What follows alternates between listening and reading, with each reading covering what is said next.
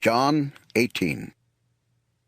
When Jesus had finished praying, he and his disciples crossed the Kidron Valley and went into a garden. Jesus had often met there with his disciples, and Judas knew where the place was. Judas had promised to betray Jesus, so he went to the garden with some Roman soldiers and temple police, who had been sent by the chief priests and the Pharisees. They carried torches, lanterns, and weapons. Jesus already knew everything that was going to happen, but he asked, "Who are you looking for?" They answered, "We are looking for Jesus from Nazareth." Jesus told them. "I am Jesus." At once they all backed away and fell to the ground.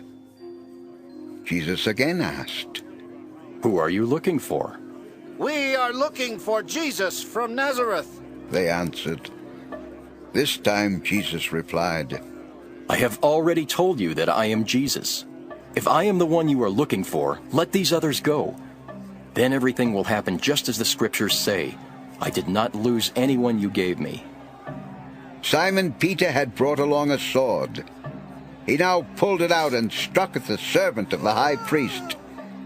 The servant's name was Malchus, and Peter cut off his right ear. Jesus told Peter, "Put your sword away. I must drink from the cup that the Father has given me."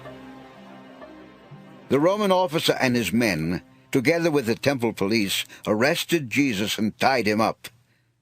They took him first to Annas, who was the father-in-law of Caiaphas, the high priest that year. This was the same Caiaphas who had told the Jewish leaders, "It is better if one person dies for the people." Simon Peter and another disciple followed Jesus. That disciple knew the high priest, and he followed Jesus into the courtyard of the high priest's house. Peter stayed outside near the gate, but the other disciple came back out and spoke to the girl at the gate. She let Peter go in, but asked him, "Aren't you one of that man's followers?" "No, I am not." Peter answered. It was cold, and the servants and temple police had made a charcoal fire. They were warming themselves around it when Peter went over and stood near the fire to warm himself. The high priest questioned Jesus about his followers and his teaching, but Jesus told him, "I have spoken freely in front of everyone, and I have always taught in our meeting places and in the temple where all of our people come together. I have not said anything in secret. Why are you questioning me? Why don't you ask the people who heard me? They know what I have said." As soon as Jesus said this, one of the temple police hit him and said, "That's no way to talk to the high priest." Jesus answered, "If I have done something wrong, say so. But if not, why did you hit me?" Jesus was still tied up, and Annas sent him to Caiaphas the high priest. While Simon Peter was standing there warming himself, someone asked him, "Aren't you one of Jesus' followers?" Again Peter denied it and said, "No, I am not." One of the high priest's servants was there. He was a relative of the servant whose ear Peter had cut off, and he asked, "Didn't I see you in the garden with that man?" Once more Peter denied it, and right then a rooster crowed. It was early in the morning when Jesus was taken from Caiaphas to the building where the Roman governor stayed. But the Jewish crowd waited outside. Any of them who had gone inside would have become unclean and would not be allowed to eat the Passover meal. Pilate came out and asked, "What charges are you bringing against this man?" They answered, "He is a criminal! That's why we brought him to you!" Pilate told them, "Take him and judge him by your own laws." The crowd replied, "We are not allowed to put anyone to death!" and so what Jesus said about his death would soon come true. Pilate then went back inside. He called Jesus over and asked, "Are you the king of the Jews?" Jesus answered, "Are you asking this on your own, or did someone tell you about me?" "You know I am not a Jew." Pilate said, Your own people and the chief priests brought you to me. What have you done? Jesus answered, My kingdom does not belong to this world. If it did, my followers would have fought to keep the Jewish leaders from handing me over to you. No, my kingdom does not belong to this world. So you are a king? Pilate replied. You are saying that I am a king? Jesus told him, I was born into this world to tell about the truth, and everyone who belongs to the truth knows my voice. Pilate asked Jesus, What is truth? Pilate went back out to the Jewish crowd and said, I don't find this man guilty of anything. And since I usually set a prisoner free for you at Passover, would you like for me to set free the King of the Jews? They all shouted, No, not him! We want Barabbas! Now Barabbas was a terrorist.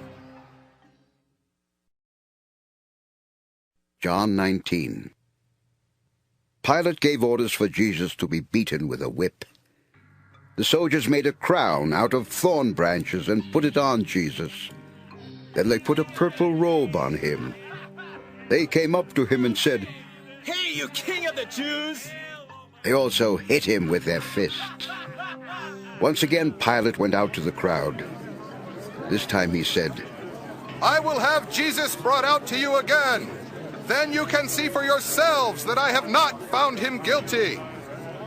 Jesus came out, wearing the crown of thorns and the purple robe.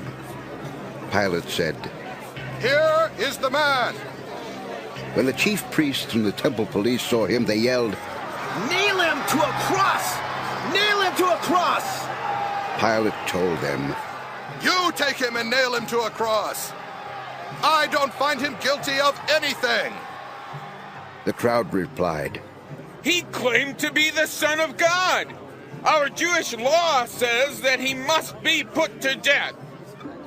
When Pilate heard this, he was terrified. He went back inside and asked Jesus, Where are you from? But Jesus did not answer. Why won't you answer my question?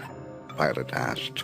Don't you know that I have the power to let you go free or to nail you to a cross? Jesus replied, If God had not given you the power, you couldn't do anything at all to me. But the one who handed me over to you did something even worse. Then Pilate wanted to set Jesus free. But the Jewish crowd again yelled, If you set this man free, you are no friend of the emperor. Anyone who claims to be a king is an enemy of the emperor. When Pilate heard this, he brought Jesus out. Then he sat down on the judge's bench at the place known as the Stone Pavement. In Aramaic, this pavement is called Gabbatha. It was about noon on the day before Passover, and Pilate said to the crowd, Look at your king! Kill him! Kill him! They yelled. Nail him to a cross! So, you want me to nail your king to a cross? Pilate asked. The chief priests replied, The emperor is our king! Then Pilate handed Jesus over to be nailed to a cross. Jesus was taken away, and he carried his cross to a place known as the Skull. In Aramaic, this place is called Golgotha. There Jesus was nailed to the cross, and on each side of him a man was also nailed to a cross. Pilate ordered the charge against Jesus to be written on a board and put above the cross. It read, Jesus of Nazareth, King of the Jews. The words were written in Hebrew, Latin, and Greek. The place where Jesus was taken was not far from the city, and many of the Jewish people read the charge against him. So the chief priests went to Pilate and said, Why did you write that he is king of the Jews? You should have written, he claimed to be king of the Jews. But Pilate told them, What is written will not be changed. After the soldiers had nailed Jesus to the cross, they divided up his clothes into 4 parts, one for each of them.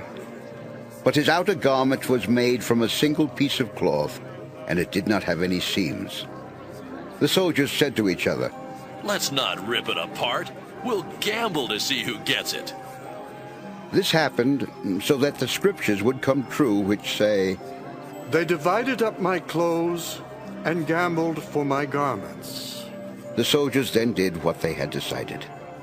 Jesus' mother stood beside his cross with her sister and Mary, the wife of Clopas. Mary Magdalene was standing there too. When Jesus saw his mother and his favorite disciple with her, he said to his mother, "This man is now your son." Then he said to the disciple, "She is now your mother." From then on, that disciple took her into his own home. Jesus knew that he had now finished his work. And in order to make the scriptures come true, he said, "I am thirsty." A jar of cheap wine was there. Someone then soaked a sponge with the wine and held it up to Jesus' mouth on the stem of a hyssop plant. After Jesus drank the wine, he said, "Everything is done." He bowed his head and died. The next day would be both the Sabbath and the Passover.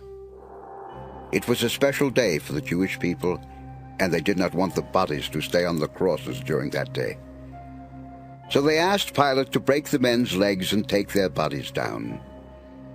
The soldiers first broke the legs of the other two men who were nailed there. But when they came to Jesus, they saw that he was already dead, and they did not break his legs. One of the soldiers stuck his spear into Jesus' side, and blood and water came out. We know this is true because it was told by someone who saw it happen. Now you can have faith too. All this happened so that the scriptures would come true, which say, "No bone of his body will be broken, and they will see the one in whose side they stuck a spear." Joseph from Arimathea was one of Jesus' disciples.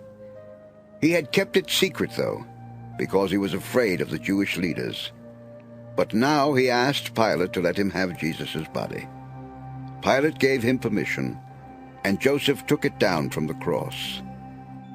Nicodemus also came with about 75 pounds of spices made from myrrh and aloes. This was the same Nicodemus who had visited Jesus one night.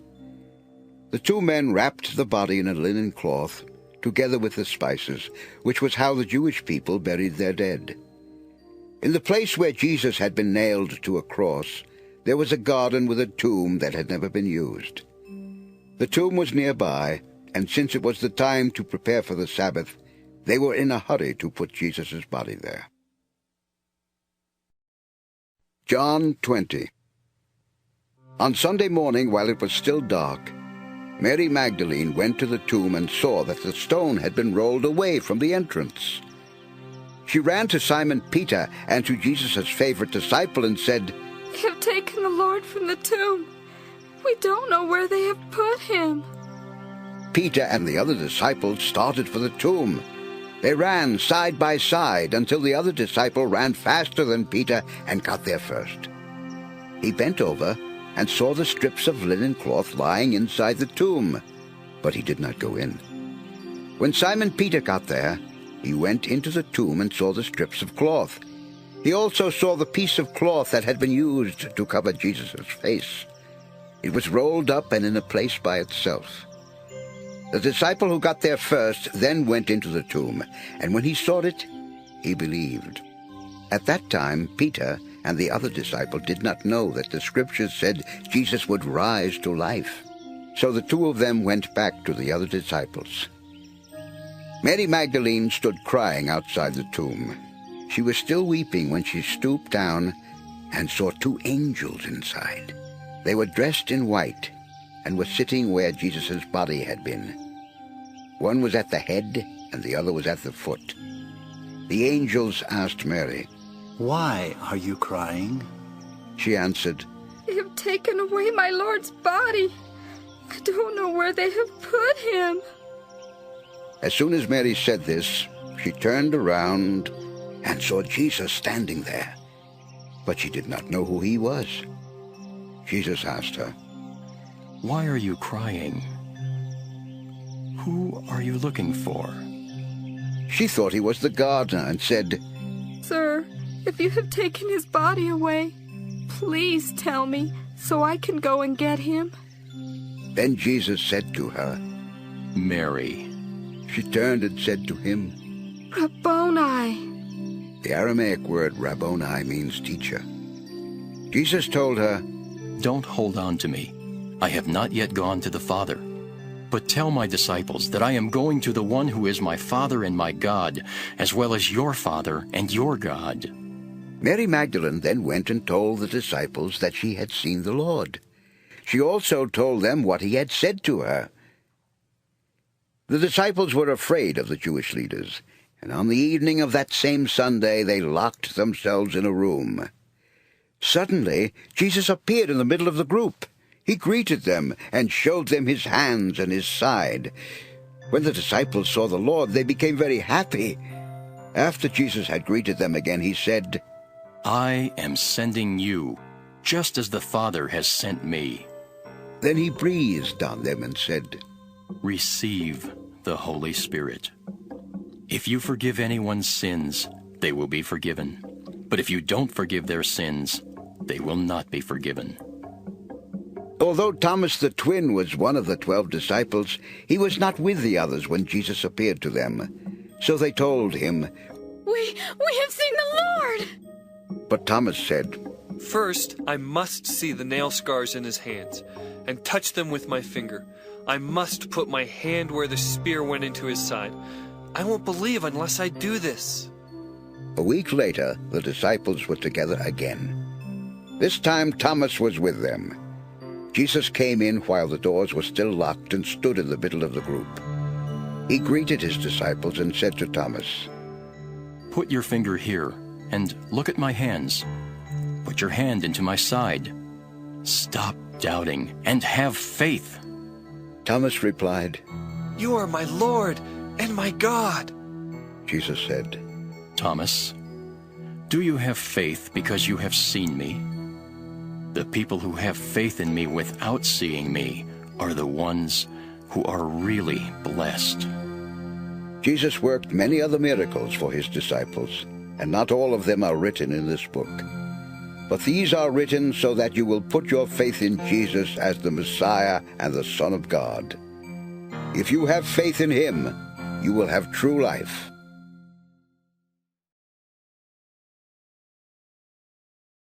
John 21. Jesus later appeared to his disciples along the shore of Lake Tiberias. Simon Peter, Thomas the twin, Nathanael from Cana in Galilee, and the 2 sons of Zebedee were there, together with 2 other disciples. Simon Peter said, I'm going fishing. The others said, We'll go with you. They went out in their boat, but they didn't catch a thing that night. Early the next morning, Jesus stood on the shore, but the disciples did not realize who he was. Jesus shouted, Friends, have you caught anything? No, they answered. So he told them, Let your net down on the right side of your boat, and you will catch some fish. They did, and the net was so full of fish that they could not drag it up into the boat. Jesus' favorite disciple told Peter, It's the Lord. When Simon heard that it was the Lord, he put on the clothes that he had taken off while he was working. Then he jumped into the water. The boat was only about 100 yards from shore, so the other disciples stayed in the boat and dragged in the net full of fish. When the disciples got out of the boat, they saw some bread and a charcoal fire with fish on it. Jesus told his disciples, Bring some of the fish you just caught. Simon Peter got back into the boat and dragged the net to shore. In it were 153 large fish, but still the net did not rip. Jesus said, Come and eat. But none of the disciples dared ask who he was. They knew he was the Lord. Jesus took the bread in his hands and gave some of it to his disciples. He did the same with the fish. This was the 3rd time that Jesus appeared to his disciples after he was raised from death. When Jesus and his disciples had finished eating, he asked, Simon, son of John, Do you love me more than the others do? Simon Peter answered, Yes, Lord, you know I do. Then feed my lambs, Jesus said. Jesus asked a second time, Simon, son of John, do you love me? Peter answered, Yes, Lord, you know I love you. Then take care of my sheep, Jesus told him. Jesus asked a third time, Simon, son of John, do you love me? Peter was hurt because Jesus had asked him 3 times if he loved him. So he told Jesus, Lord, you know everything. You know I love you. Jesus replied, Feed my sheep. I tell you for certain that when you were a young man, you dressed yourself and went wherever you wanted to go. But when you are old, you will hold out your hands. Then others will wrap your belt around you and lead you where you don't want to go. Jesus said this to tell how Peter would die and bring honor to God. Then he said to Peter, Follow me. Peter turned and saw Jesus' favorite disciple following them. He was the same one who had sat next to Jesus at the meal and had asked, Lord, who is going to betray you? When Peter saw that disciple, he asked Jesus, Lord, what about him? Jesus answered, What is it to you if I want him to live until I return? You must follow me. So the rumor spread among the other disciples that this disciple would not die. But Jesus did not say he would not die. He simply said, What is it to you if I want him to live until I return? This disciple is the one who told all of this. He wrote it, and we know he is telling the truth. Jesus did many other things. If they were all written in books, I don't suppose there would be room enough in the whole world for all the books.